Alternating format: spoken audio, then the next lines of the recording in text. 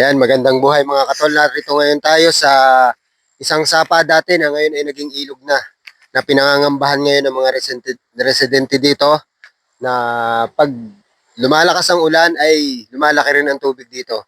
Kung mapapansin nyo po, ito ay kalsada. Yan, dire-diretso po yan. Yung nakikita nyo parte na yun na malakas ang agos na yan, dire-diretso na yan. Kalsada po yan dati na ngayon ay isang ilog na nabutas doon sa naglaon galing po sa tubig sa ilog ng Bayog. Ayan. Tingnan niyo po kung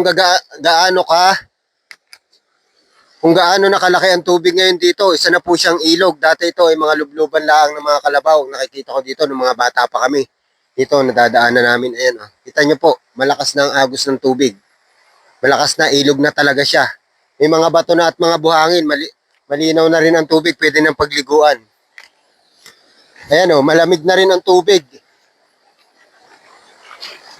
Pwede nang pagpiknikan.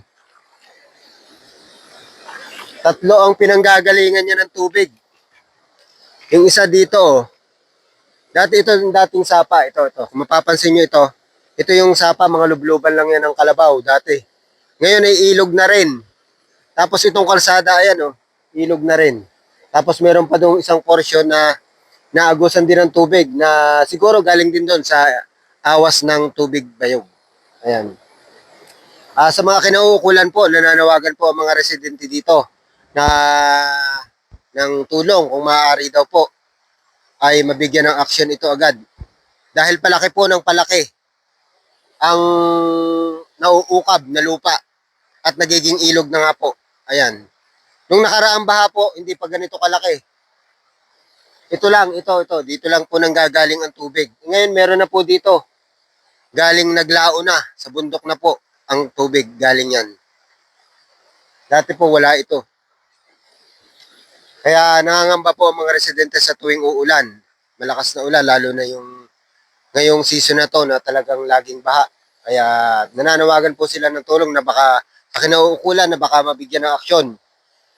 Dahil talaga naman pong nakakapangamba. Maabot po ito hanggang doon sa Aurora 5 ang tubig.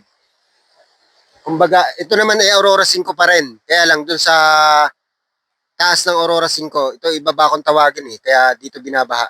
Marami pong ilog dito. Ito ay dating sapa lang, ngayon ay naging ilog na. Ayan. Sa kinauukulan po, humihingi po ng tulong.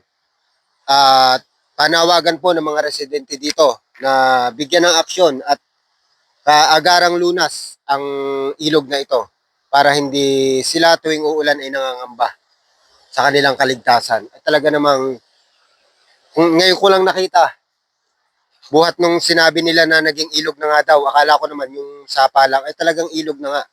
Ang laki na ng tubig. Pwede nang pagpiknikan. Ang lamig ng tubig, siguro galing bundok na talaga ito. Doon sa Arambiao. Yung pulse ng Arambiao, doon na ito nanggagaling. Naglaon.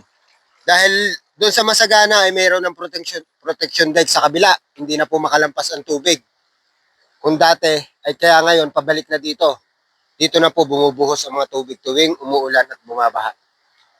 Sana po mabigyan ng aksyon at pansin itong panawagan namin dito sa Aurora 5. Hindi lang po sa buong Aurora 5, buong Aurora at sa lahat po, buong lalawigan ng Oriental Mindoro. Na sana mabigyan ng agarang lunas ang ganitong uri ng suliranin. Salamat po at maraming salamat po.